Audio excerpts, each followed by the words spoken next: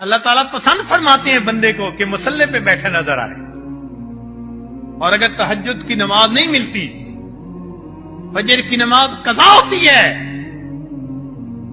تو یہ نہ سوچنا کہ میں نہ اٹھا، یہ سوچنا کہ اس برکت والے وقت میں میرے اللہ نے مصلی پر میری شکل کو دیکھنا بھی پسند نہیں کیا۔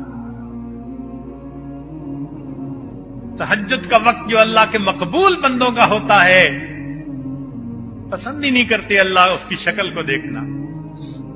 حدیث میں آتے ہیں اللہ فرشتوں کو بھیج دیتے ہیں کہ جاؤ اور تھپکیاں دے کے سلا دو، حتیٰ کہ کوئی جگائے بھی صحیح تو نہیں جاگتے، تہجد کی نہیں فرض نماز قضا کر بیٹھتے ہیں۔